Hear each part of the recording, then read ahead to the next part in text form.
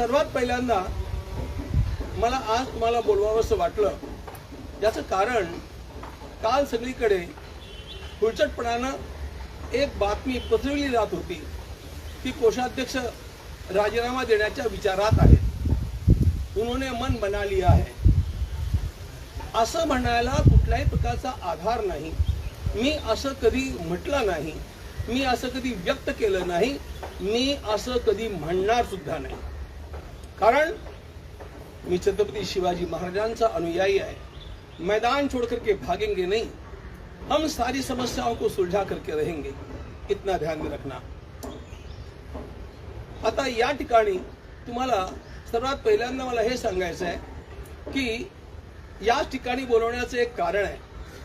हा आमचा धर्मशी निवास आहे आणि इथे मी 1993 पासून निवास करत राहिलेलो आहे.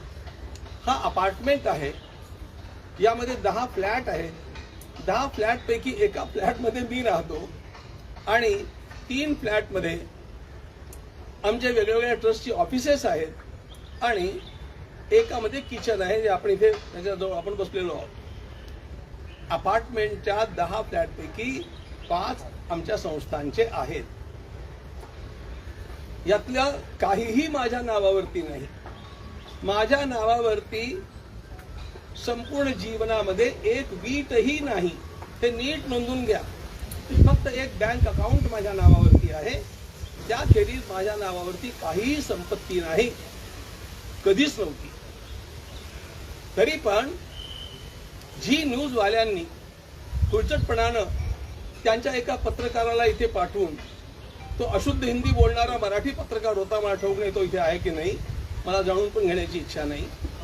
पण त्यांनी ते पुन्हा पुन्हा पुन्हा पुन्हा दाखवलं. मी त्यांना माझी स्पष्टीकरण पाठवल्यानंतरही दाखवलं. आणि म्हणून हे एकदा आपण लक्षात घ्यावं, याकरता मी तुम्हाला आमच्या या साध्या भोळ्या धर्मशीच्या प्रांगणामध्ये बोलवलं. आपण आलात, आपलं सर्वांचे आभार आहे. आता महत्वाची गोष्ट अशी की कोषाध्यक्ष पदाचा राजीनामा मी द्यावा अशा प्रकारचं मी कधी ध्वनीतही केलं नाही. तरी पण ती वार्ता पसरते आहे आणि म्हणून त्याचं स्पष्टीकरण लोकांना वेळेवरती जाणं आवश्यक आहे. अनेक लोकांचे मला फोन येऊ लागले, मेसेज येऊ लागले की तुम्ही असं का करताय. म्हणून मी स्पष्टपणे सांगू इच्छितो, अशा प्रकारचा माझा विचार नाही, तो विचार कधीही नव्हता.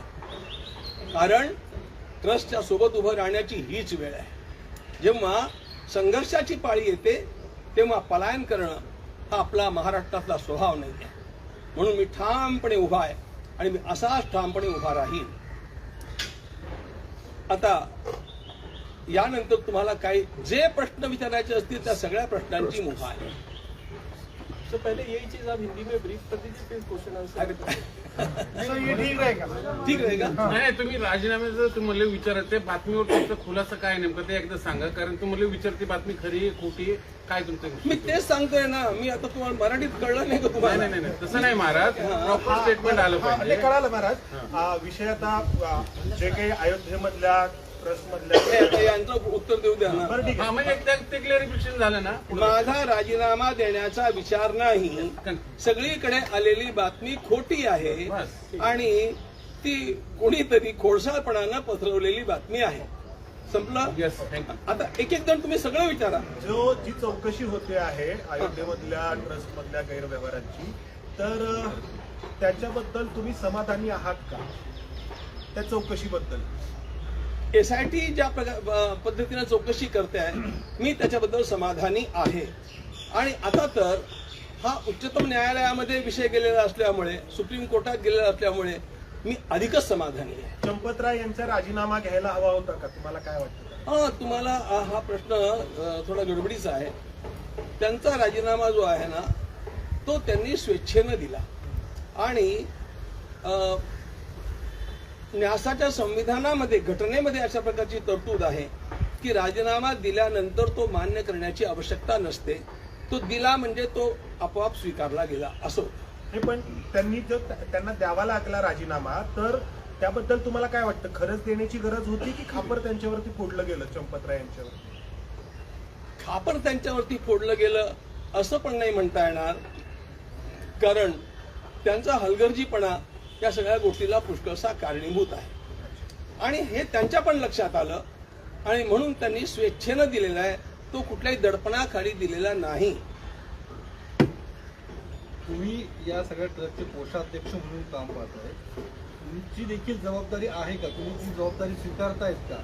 ज्या पद्धतीने सगळं प्रकरण पुढे आलेलं आहे. कोषाध्यक्ष म्हणून माझी जबाबदारी निश्चितपणे आहे. आता ते जरा लक्षात घ्या,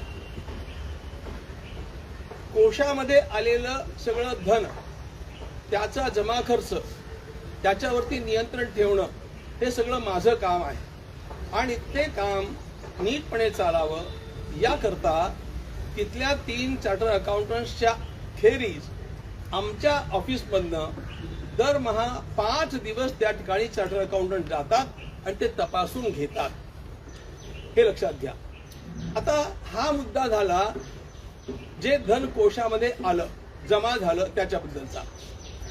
प्रश्न जो आता उद्भवलेला आहे तो तिथे जे समर्पण केलं जातं, म्हणजे ज्याला ते चढावा चोरी असं म्हणतात, जे वाहिलं गेलं, हुंडीमध्ये दानपात्रात टाकलं गेलं, त्याचा अपहार झाला.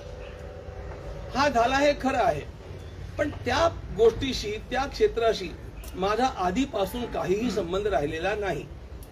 याचं कारण पण असं आहे की समर्पण होणं दानपात्रामध्ये ही रोजची प्रक्रिया आहे, त्याची मोजणी होणं हे रोजचं काम आहे आणि तिथले स्थानिक न्यासी हे काम बघत होते आणि मी प्रवासात असल्यामुळे आणि महिन्याकाठी 1-2-3 दिवस मी तिथे जात असल्यामुळे त्याची जबाबदारी त्या लोकांनी स्वीकारलेली होती आणि ते बघत होते.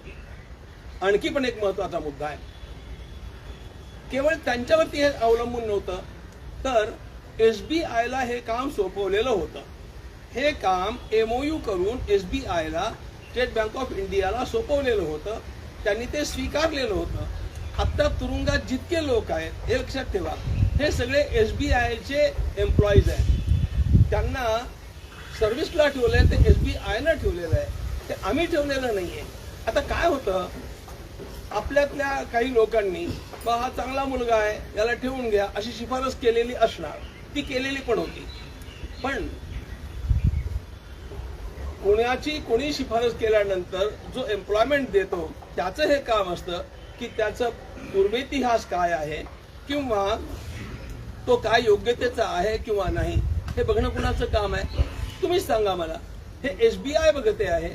SBI हे भारत सरकारची अत्यंत प्रतिष्ठित बँक आहे आणि त्यामुळे त्या बँकेवरती विश्वास नाही ठेवायचा तर आम्ही आणखी कोणाला असं आणणार आहोत, हे लक्षात ठेवलं पाहिजे.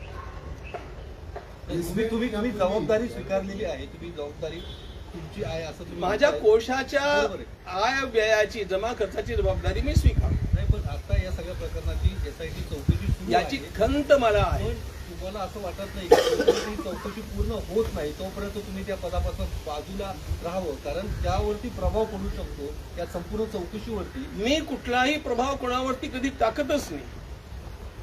मी एकालाही एकही फोन केला नाही, मी कोणालाही काही सांगत नाही, तुमच्यापैकी कोणाला सांगणार नाही आणि माझी तरफदारी कोणी करावी अशी मला आयुष्यात कोणाकडनंही अपेक्षा नाही.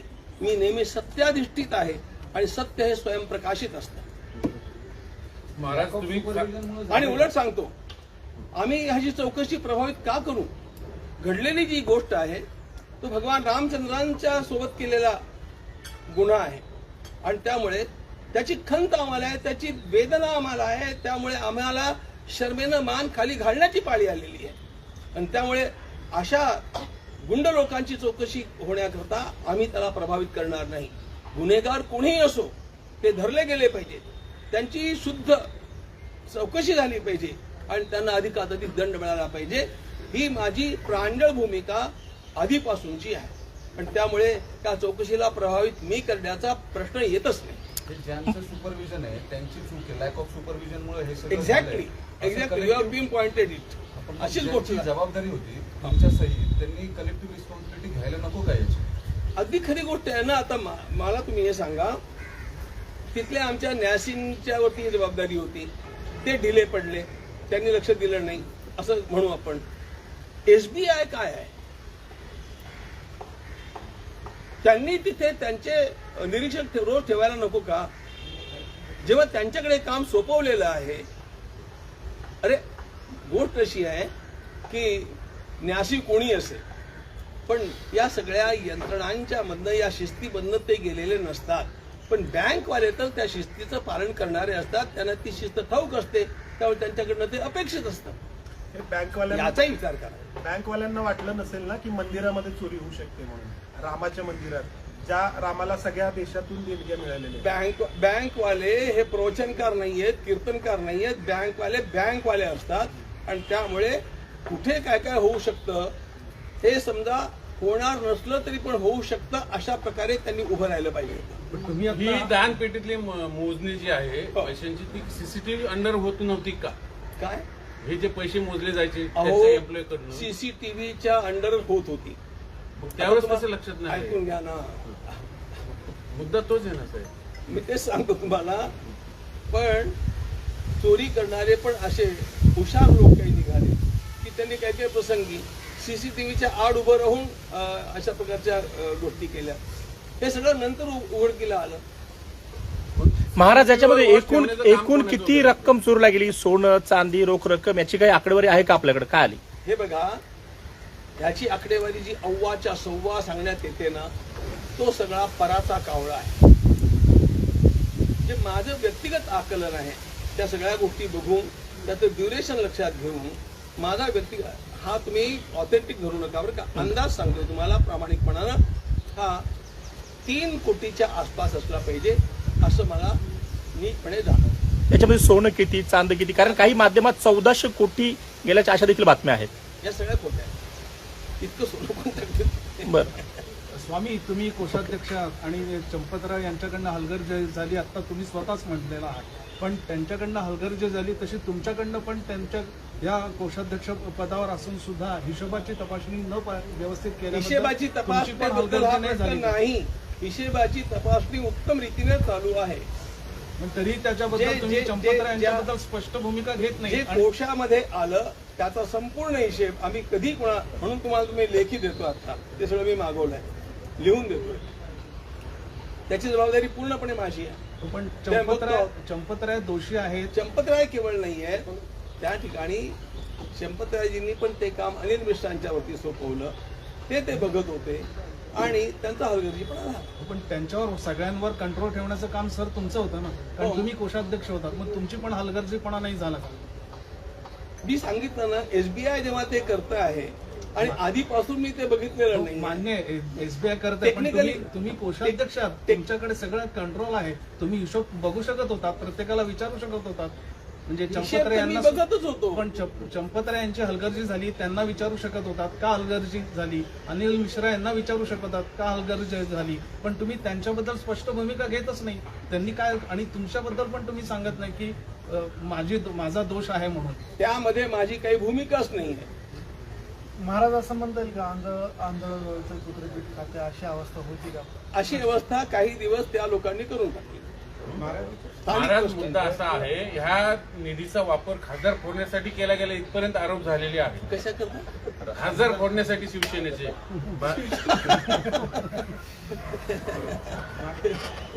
ऑन रेकॉर्ड आहे ते सगळं. हे मान्य आहे का तुम्हाला? अजिबात नाही. हे सगळं काय यासाठी या निधीच्या चोरीशी कुठल्याही राजकीय पक्षाचा संबंध आहे किंवा एखाद्या संघटनेचा संबंध आहे असल्या प्रकारचं कुतर्क करणं हे सगळं केवळ अव्वाच्या सव्वा गप्पा ठोकण्यासारखं आहे. महाराज, तुम्ही जो आकडा सांगितला 3 कोटीपर्यंतचा घोटाळा असू मी शकतो, आज 5 सांगितलं. हा ठीक आहे. तर याच्या संदर्भात तुम्ही काही श्वेतपत्रिका काढणार आहात का की किती हे बघा, निधी आला होता, एसआयटी चौकशी करते आहे. एसआयटीच्या आधी आम्ही शहाणपण करावं काय? confusion आहे का सर? एसआयटीच्या आधी आम्ही करावं काय? जेव्हा एसआयटी चौकशी करते आहे त्यात माझे अंदाज थोडं बहुत चुकण्याची पण शक्यता आहे. त्यामुळे आम्ही त्यामध्ये यालाच म्हणतात ते प्रभावित करणं, हे असं प्रभावित करणं मी करणार नाही. नाही, पण किमान तुम्ही जमा खर्च मांडला तर लोकांमधला जो संभ्रम आहे की अशी काही तिथे निधीची दानाची चोरी झाली, तिथल्या वस्तूंची चोरी झाली, या संदर्भात तुमच्याकडून काही ऑफिशियल डिक्लेरेशन हे बघा, तुम्हाला मी एक गोष्ट सांगतो. या सगळ्या प्रकरणामध्ये म्हणजे कशा प्रकारच्या पराच्या कावळ्या करणाऱ्या गप्पा चालतात बघा. एक सुवर्णांकित रामचरित मानसाची पोथी होती, म्हणजे रामायणाची, आणि एक चांगले सुबक असे बनवलेले कावळा म्हणजे त्यानं काक भुसली, त्या रामायणात एक महत्व आहे. एक चांगला बहुमूल्य हार, रामाच्या पादुका ज्याच्यावरती रामाची पदचिन्ह अंकित आहेत, फार छान आहेत त्या. इतके दिवस ते मीडियामध्ये चाललं, ये कहाँ गया वो कहाँ गया, ज्यांनी ते दान केलं त्याच्याकडनं काहीतरी बदवून घेतलं, आणि त्याला पण वाईट वाटण्याची स्वाभाविक गोष्ट होती. त्यांनी पण ते सांगितलं की वो कहाँ गया. आम्ही 22 तारखेला जेव्हा मीटिंग झाली, चुकलो मी, 6 तारखेला जेव्हा मीटिंग झाली, त्या मीटिंगमध्ये 2926 अशा प्रकारच्या बहुमूल्य वस्तूंचं रजिस्टर सगळ्या प्रेस समोर ठेवलं. 2926, आणि ते सगळं ठेवून त्यांना सांगितलं यातलं कुठल्याही पानाचा कुठलाही फोटो तुम्ही घ्या, तुम्ही तपासून बघा. सर्वांच्या समोर ठेवलं. आणि ज्या रामायणाच्या चोरीबद्दल गप्पा चालल्या होत्या ते रामायण तिथे आणून ठेवलं. ज्या बहुमूल्य हाराबद्दल चाललं होतं तो हार तिथे आणून ठेवला. ते काकभूषुंडी तिथे आणून ठेवले, आणि रामाच्या त्या पादुका त्या पण तिथे आणून ठेवल्या. ज्यांच्याबद्दल चर्चा चालली होती अशा 4-5 वस्तू आम्ही आणून ठेवल्या, आणि आवाहन केलं की ज्या दानदात्याला कुठल्याही प्रकारची शंका असेल हे लिहून दिलं बरं का. आणि प्रेसमध्ये पण मी सांगितलं त्यांनी यावं आणि खुशालपणे आम्हाला त्याने दान दिल्याचं सांगावं, आणि ती वस्तू तिथे सुरक्षित आहे की नाही हे बघावं. मी तुम्हाला आणखी एक पत्र आता देतो आहे, ते आलं की नाही? पत्र देतो. किती नंतर त्यात आहे तर इतका मोठा कांगावा केला गेला, नंतर मिळेल. इतका मोठा कांगावा केला गेला की सिंधी समाजानं 1-1 किलोच्या 200 चांदीच्या विटा दिल्या, आणि त्या कुठे गेल्या त्या मात्र त्याला आकडे फुगवून आणि असंच चाललं होतं सगळं रामायण. आम्ही सिंधी समाजाला एक पत्र लिहिलं, नाही सिंधी समाजाचं आम्हाला स्पष्टीकरण मागण्याकरता एक पत्र आलं. ते पत्र 26 जुलैला आलं, चुकलो 26 जूनला आलं. त्याला 1 जुलैला आम्ही उत्तर दिलं, आणि ते उत्तर मिळाल्यानंतर त्यांनी आम्हाला एक पत्र लिहिलं, आणि त्या पत्रामध्ये वी आर टोटली सॅटिस्फाईड हे सांगितलं. त्यांनी एक क्लिप पण काढली, तुमच्याकडे ती आली असेल तर बघा. पण त्यामध्ये त्यांच्या अध्यक्षांनी सांगितलं आम्ही ट्रस्टची क्षमा मागतो की आम्ही चुकून अशा प्रकारचं बोललो. आता फक्त आम्हाला एकदा सगळ्या 200 लोकांना रामाच्या दर्शनाकरता येण्याची परवानगी द्यावी, असं त्यांचं आलेलं पत्र मी तुम्हाला आता सगळ्यांना देतो आहे. हे सगळं ठीक आहे, पण हे जे घडलं त्याच्यात तुम्ही स्वतःबद्दल काय पाहता, म्हणजे तुमचा याच्यामध्ये दोष आहे का, किंवा तुमची जबाबदारी किंवा तुम्ही तुमचं काम नीट केलं नाही असं तुम्ही स्वतः मानता का? म्हणजे मी असं मानत नाही, पण एक गोष्ट अशी आहे की जेव्हा ते घडलंय आणि कोषाध्यक्ष पदावरती माझं नाव आहे तेव्हा मला त्याची अत्यंत मोठी खंत आहे, इतकं मात्र मला सांगितलं. स्वामीजी, या प्रकरणानंतर अयोध्येमध्ये जी काही येणारे भाविक आहेत त्यांच्या संख्येत घट झालेली आहे, तर त्याबाबत तुम्ही लोकांना पुन्हा आव्हान काय करतात आणि लोकांचा विश्वास परत कसा या सगळ्या कामगिरीवर? या सगळ्या लोकांचा पुन्हा विश्वास निर्माण होईल अशा प्रकारचं वातावरण सगळ्या देशामध्ये निर्माण केल्याशिवाय राहणार नाही, लक्षात ठेवा. आता पण जी काही तिथे आपल्याला घट झालेली दिसते ना, पावसामुळे निर्माण झालेल्या रस्त्यांच्या सगळ्या समस्या याच्यामुळे झालेली आहे. या असल्या गोष्टींचा परिणाम फारसा होत नाही. दान चोरीचा परिणाम होत नाही लोकांवरती, झाला असेल 5-1% झाला असेल, होणार नाहीच असं नाही म्हणतायत, पण लोकांना ती एकदम घटून गेली संख्या वगैरे वगैरे हे असलं काही. स्वामीजी क्या कहेंगे खास करके जो बैठक पार पडली एकदम मराठी पण नाराजी व्यक्त करण्यात आली या सगळ्या कशाची?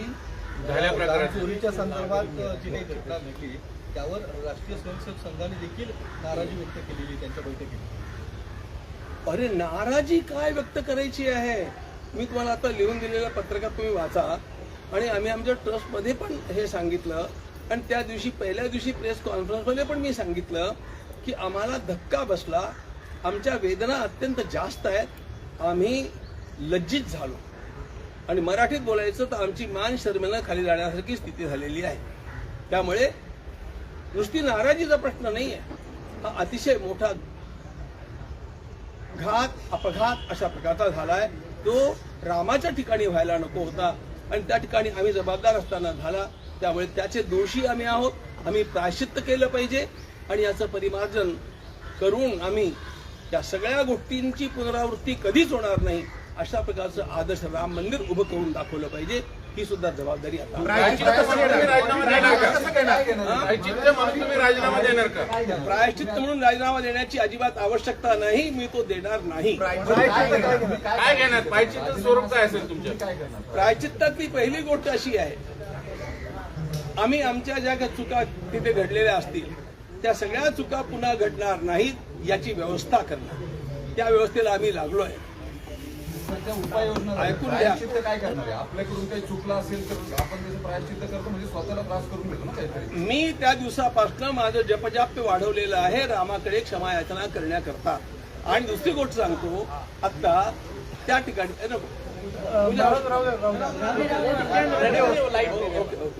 तुमच्या सोयीला तर ठीक आहे. महाराज देवाच्या दरबारात ऐकून तर घ्या, एक उत्तर ऐकून घ्या. महाराज ऑडिट होणार आहे का? ऑडिट ऐकून तर घ्या ना, एका गोष्टीचं उत्तर द्या.